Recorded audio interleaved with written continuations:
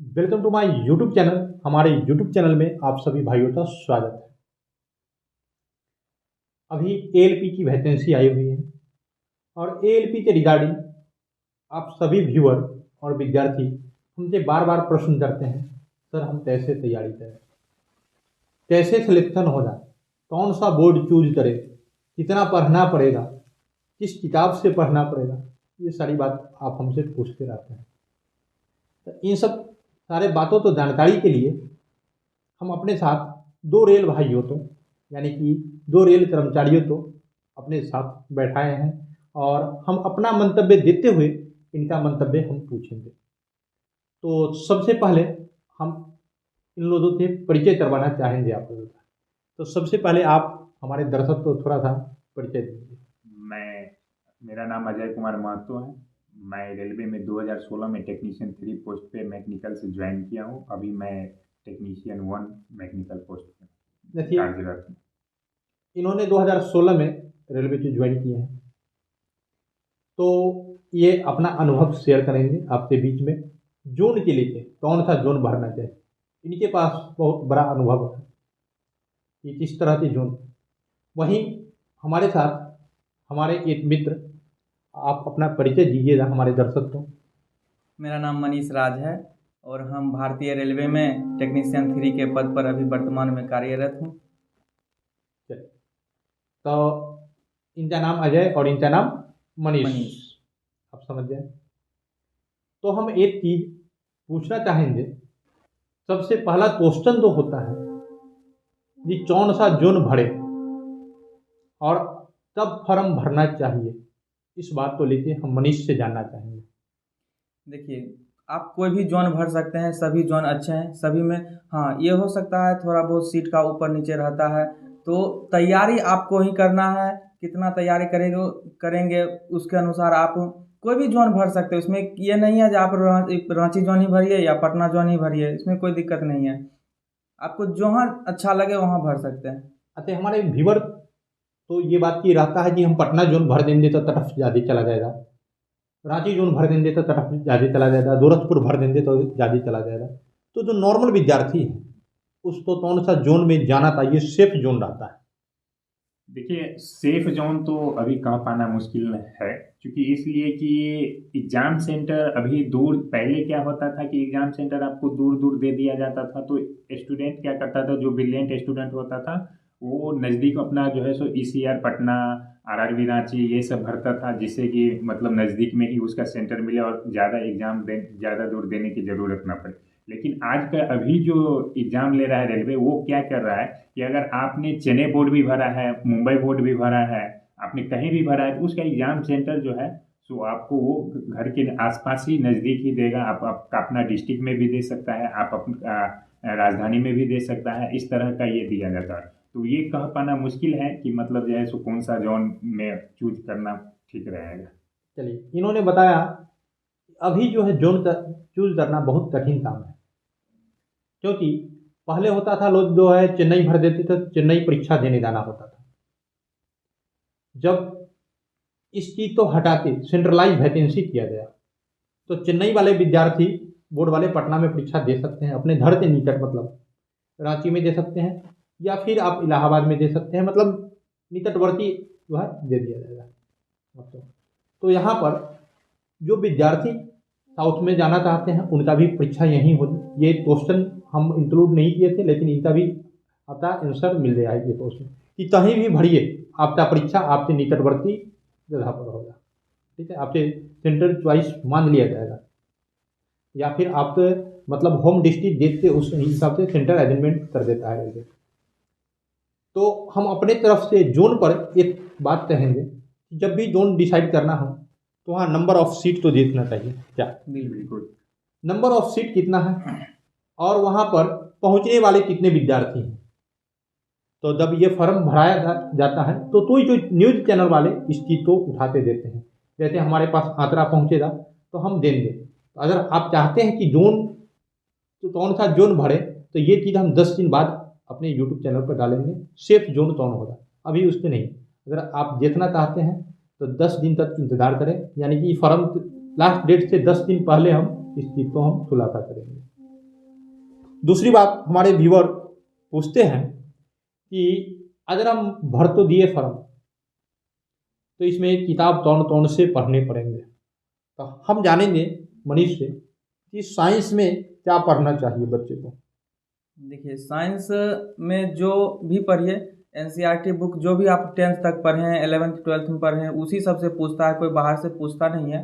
तो इसमें सबसे पहले आप तो जितना भी साइंस है कंपटीशन में जो पूछा जाएगा उसका एक बार पूरा आप तैयारी कर लीजिए, पूरा चैप्टर जो भी है उसका एक क्लास कर लीजिए, अपना प्रॉपर नोट तैयार कर लीजिए और उसी नोट से आप पढ़ते रहिए। इससे बेहतर आपका कोई किताब या कोई भी दूसरा नोट नहीं हो सकता। जो नोट आप खुद तैयार किए हैं उससे बेहतर कोई दूसरा, उसी से पढ़िए तो आपका तैयारी भी बेहतर रहेगा और आप सबसे आगे जाइएगा। देखिए, निगत आने का मतलब है एक प्रॉपर नोट होना चाहिए। आप कोई भी ऑनलाइन टीचर से पढ़िए, ऑफलाइन टीचर से पढ़िए, एक प्रॉपर नोट होना चाहिए आपके पास। यदि प्रॉपर नोट होता है तो आप उस नोट को पढ़िए और प्लस मेरे तरफ से आप प्रीवियस ईयर भी पढ़िए। प्रीवियस ईयर पढ़ने के लिए मतलब हम शिक्षक का नाम तो नहीं लेंगे, लेकिन किसी भी टीचर का प्रीवियस ईयर उठा के आप पढ़ लीजिए। साइंस के लिए आपका साइंस मौजूद, note plus previous year sufficient है। इसके बाद हम अजय जी से जानना चाहेंगे कि मैथ, बच्चे का बड़ा डिमांड होता है कि मैथ हम कहाँ से पढ़े, कौन टीचर से पढ़े, तो इसमें आप क्या कहना चाहिए। देखिए, मैथ पढ़ने के लिए, मैथ तो अगर आप लॉन्ग लॉन्ग टर्म से अगर आप बनाना चाह रहे हैं तो उतना तो समय रहता नहीं एग्जाम हॉल में। तो लॉन्ग में बनाने के लिए तो कोई भी बच्चा बना सकता है एकदम, लेकिन उसको एग्जाम में एक टाइमिंग दिया जाता है कि आपको 60 सेकंड के अंदर ही बनाना है, 50 सेकंड के अंदर ही बनाना है। तो उस चीज़ को शॉर्ट करने के लिए, वो शॉर्ट सीखने के लिए आपको किसी टीचर का सलाह लेना बहुत ज़रूरी रहता है। टीचर से आप सलाह लीजिए, टीचर आपको गाइड करेगा और वो आपको पढ़ाई करेगा, वो सबसे बेस्ट है। और उन्हीं का जो नोट दिया हुआ उन्हीं का रिवीजन करिए, वो सबसे बेस्ट रहेगा आपके लिए। देखिए, तो टीचर से कॉन्टेक्ट में आप जरूर रहिए, यानी कि किसी भी टीचर के यहाँ तलाश आप कर रहे हैं तो ठीक है, या फिर टीचर का नोट आपसे पहले से अवेलेबल है तो और अच्छा है। यहाँ पर भी हम आपको एक बुक सजेस्ट करेंगे, ये जो है गगन प्रताप का कॉन्सेप्ट किंग और आदित्य रंजन का ब्रह्मास्त्र करके 2.0 करके किताब आते हैं। ये दोनों किताब को आप फॉलो कर सकते हैं, दोनों 150-200 पेज की किताबें हैं। इसके बाद प्रीवियस ईयर आप भूलिए नहीं। मैथ में एक चीज़ और हम बताना चाहेंगे, मैथ ऐसा चीज़ है कि जितना प्रैक्टिस कीजिएगा उतना आपको सजेस्ट मिलेगा, उतना अच्छा से समझिएगा। मैथ प्रैक्टिस का चीज़ ही है, प्रैक्टिस ना करिएगा वो मैथ समझ में आपको नहीं आएगा। जितना प्रैक्टिस होगा उतना कम समय में आपको उसको बना सकते हैं। अच्छा, रीजनिंग के लिए हमें क्या करना चाहिए। रीजनिंग के लिए तो आप सेल्फ स्टडी भी कर सकते हैं, अगर आप टैलेंटेड है, उस चीज़ को समझ सकते हैं तो सेल्फ स्टडी भी कर सकते हैं। लेकिन हम, मेरा मानना है कि कोई टीचर या कोई गाइडलाइन करने के लिए कोई सीनियर स्टूडेंट या कोई टीचर मिल जाए तो वो सबसे बेस्ट है। हम अपने तरफ से रीजनिंग के लिए एक बुक आपको सजेस्ट कर देते हैं, क्योंकि बुक होना जरूरी है आपके पास। मोटा मोटी रीजनिंग गुरु तर्क विक्रमजीत सर का किताब है, उसको आप फॉलो कर सकते हैं। अब यहाँ एक चीज़ और बच्चे के माइंड में रहते हैं कि क्या रेलवे में घूस देते जाया जा सकता है। देखिए, ये एक अफवाह है कि घूस दे के जॉब होता है या ये होता है, ये ऐसा कुछ नहीं है। रेलवे बिल्कुल साफ सुथरा है और घूस उसका बात जो करता है ना वो कुछ गलत नहीं, बिल्कुल गलत ही बात है। इन बातों पर कभी भी ध्यान न दें, अपना जो स्टडी है उस स्टडी पर ध्यान दें, तैयारी करें। दिन में कम से कम पूरे 24 घंटा में मात्र आप 4 घंटा स्टडी कीजिए सही समय से। 4 घंटा बिल्कुल फोकस होना चाहिए सिर्फ बुक पे, किताब पे, स्टडी पे। वो 4 घंटा में उस समय ना तो आपके पास एंड्रॉयड फ़ोन होना चाहिए, ना तो किसी प्रकार का कुछ आजू बाजू में किसी प्रकार का कोई तरह का शोर हंगामा होना चाहिए। बिल्कुल शांति जगह में 4 घंटा ही आप सिर्फ दिन पर डे आप स्टडी अगर कर रहे हैं, उसमें 2 घंटा आप प्रैक्टिस सेट बनाइए और 2 घंटा उस प्रैक्टिस सेट को जो बनाए हैं उस पर स्टडी कीजिए और साथ साथ 1 घंटा आप जो सिलेबस है आपका वो पढ़ाई कीजिए। इतना ही हम गारंटी देते हैं कि आपका रिजल्ट होगा।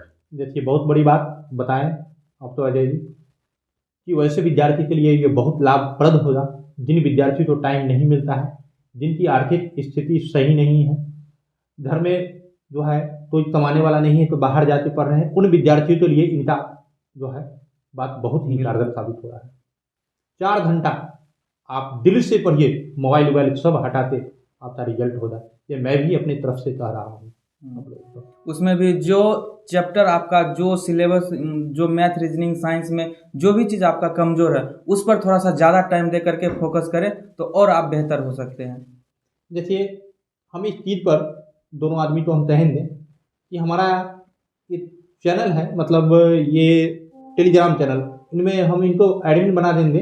अगर आप तो कोई भी क्वेश्चन हो जा, अगर बनाते हैं कोई भी क्वेश्चन फंसता है तो हमारे विद्यार्थी तो थोड़ा सा हेल्प कर दीजिए। बिल्कुल बिल्कुल। आप क्वेश्चन भेजिएगा और जो भी डाउट होगा इनसे पूछ लीजिएगा, ग्रुप में डाल दीजिएगा। जब भी समय मिलेगा इन दोनों भाइयों तो आपको सजेस्ट करेंगे, ये अपनी तरफ से हम करवा देते हैं। एक चीज़ और रहता है कि मतलब हमेशा माइंड में इस चीज़ का खतरा रहता है कि हो जाती नहीं होगा, हो जाती जॉब नहीं होगा। तो इन विद्यार्थियों के लिए क्या कहना चाहिएगा? देखिए, स्टडी अगर आप सही ढंग से कर रहे हैं, अच्छे से कर रहे हैं, तो फिर आपको रिजल्ट होना है। निगेटिविटी पर कभी भी जाना ही नहीं चाहिए, चाहे कोई स्टूडेंट रहे। हमेशा माइंड में पॉजिटिव होना चाहिए, हमें लेना है। अगर आज आपने सोच लिया कि हमको रिजल्ट लेना है तो 20% वही सॉल्व हो जाता है कि हमको रिजल्ट मिलेगा। बिल्कुल 80% ही आपको स्टडी करना है। अगर आपके माइंड में निगेटिविटी ले लिए कि हमको होगा नहीं होगा, इस सब बातों पर थिंकिंग करने लगे तो फिर आपका तैयारी नहीं होगा, ये मैं कह सकता हूँ। हम मनीष जी के क्वेश्चन करना चाहेंगे, जो कि बहुत सारा टीचर, मतलब बहुत सारे टीचर कमाने के तत्पर में विद्यार्थी को गलत रास्ते में धकेल देते हैं। तो वो प्रश्न जो है हमारा, क्या ट्रेड थ्योरी पीटी के समय पढ़ना चाहिए? देखिए, ट्रेड थ्योरी अगर पीटी के समय पढ़ते हैं तो आपके स्कॉलर पर निर्भर करता है। जो आप अगर आपका पीटी बहुत ही अच्छा है तब थोड़ा बहुत पढ़ सकते हैं ट्रेड थ्योरी, नहीं तो ट्रेड थ्योरी तो पीटी के समय बिल्कुल ही नहीं पढ़ना चाहिए। ट्रेड अगर पीटी के समय पढ़ते हैं तो आपका तैयारी कमज़ोर हो सकता है। तो आप पीटी पर ही मुख्य रूप से फोकस करें, ट्रेड पर मुख्य रूप से फोकस नहीं करें। हाँ, अगर आपका रिजल्ट हो जाए या आप एग्ज़ाम दे देते हैं पीटी का, उसके बाद आप अपना ट्रेड लेकर के पढ़ सकते हो, उसमें कोई दिक्कत नहीं है। देखिए, ये बात हम कई विद्यार्थी तो बताए हैं, डांटे भी हैं कि ट्रेड थ्योरी अभी बिल्कुल ना पढ़ें। जैसे ही पीटी एग्जाम हो जाता है तुरंत आप पढ़ना स्टार्ट कर दें। मात्र 54 दिन का सिलेबस है, सही से 54 दिन अगर 2-2 घंटे पढ़ लिए ना तो आपका क्लियर हो जाएगा ट्रेड थ्योरी। हमने भी खुद यही स्ट्रेटेजी अपनाया था। जो पहले पीटी का तैयारी जिस तरह से करता था, स्मार्टनेस तरीका से करता था, उसी तरीका से किया और एग्ज़ाम दे करके आया। उसके बाद अपना ट्रेड और साथ में जो मेंस का 100 का क्वेश्चन होता उसका भी तैयारी साथ में ही करने लगा था। तो पीटी का अगर आपका तैयारी शुरू से बेहतर है तो आप आगे जो मेंस में 100 का क्वेश्चन पूछेगा उसमें भी आप बेहतर कर सकते हैं और साथ में आप ट्रेड भी पढ़िए। अच्छा, एक चीज़ और हम यहाँ पर इंक्लूड करना चाहेंगे कि बच्चे पूछते हैं सर करंट अफेयर, तो रेलवे में करंट अफेयर कितने दिनों तक का पूछा जाता है? देखिए, रेलवे में तो करंट अफेयर पिछले साल जो एग्ज़ाम हुआ है उसमें देखा गया है जो 1 साल 2 साल तक पीछे का पूछ दिया गया है। तो देखते रहिए, साल भर का क्वेश्चन जो है मैक्सिमम साल का देखते रहिए, 1 साल का देखिए और ज़्यादा पीछे का अगर आप शुरू से तैयारी कर रहे हैं तो आप मार ही सकते हैं अगर देखा जाए तो। देखिए, साल भर का आपको पढ़ लेना है। इस करंट अफेयर्स में मैं एक बात बताना चाहूँगा, ये बताना चाहूँगा कि आप बैक डेट का न लें, 1 ईयर का ही सिर्फ करंट अफेयर्स देखें, क्योंकि उससे पीछे का अगर आप देख रहे हैं तो जो 1 ईयर का भी है ना वो भी आपके माइंड से इरेज हो सकता है, यानी कि भूल सकते हैं, बिल्कुल भूल सकते हैं। तो इसीलिए आप 1 ईयर का ही देखें, 1 ईयर्स में ही जो आपको क्वेश्चन टच में आया वो क्वेश्चन आप सेलेक्ट करके आ गए, उसी क्वेश्चन को कलर करके आ गए। और अगर थोड़ा बहुत अगर आपको याद है, अगर पूरा मतलब पिछले 2 साल का पूछ दिया तो अगर आपको याद है तो उस पर आप कलर कर, अगर कंफ्यूजन है थोड़ा बहुत तो आप उस पर टिक लगा के आ सकते हैं। देखिए, इनका बहुत बड़ा बात है कि आप करंट अफेयर साल भर का पढ़िए। साल भर से ज़्यादा अगर आप पढ़ रहे हैं तो आपको कन्फ्यूजन क्रिएट होगा और एग्जामिनेशन में आप गलत कर सकते हैं। तो बहुत ही इम्पोर्टेंट बात इन्होंने कहा और ज़्यादा हम वक्त नहीं लेंगे ताकि हम लंबा वीडियो बनाना नहीं चाहते हैं, बर्बाद आप लोगों का टाइम भी बर्बाद नहीं करना चाहते हैं।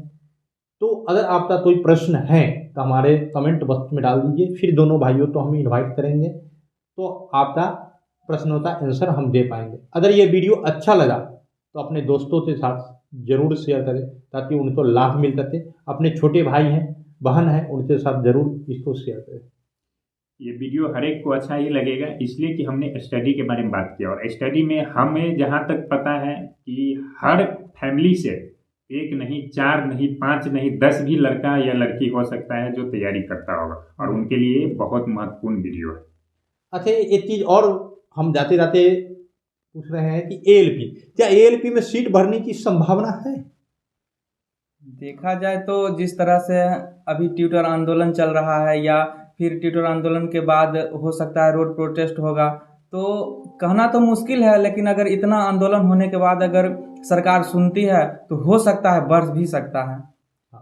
देखिए, सीट बढ़ने पर आप ध्यान न दें, आप अपना स्टडी करें। अभी चल रहा है, सीट बढ़ भी सकता है, घट भी सकता है, कुछ भी हो सकता है। सरकार ये एक सैंपल सा दिया है 5600 सीट, यानी कि 2 साल 3 साल में 5600 सीट कोई ज़्यादा सीट नहीं है। तो सरकार की क्या प्रायोरिटी है उस हिसाब से हो सकता है आगे बढ़ा भी दे, और बढ़ाना भी चाहिए, क्योंकि जिस हिसाब से अभी रेलवे में सीट मतलब रिक्त है, खाली है, उस हिसाब से बढ़ाना ही चाहिए, बिल्कुल बढ़ाना चाहिए।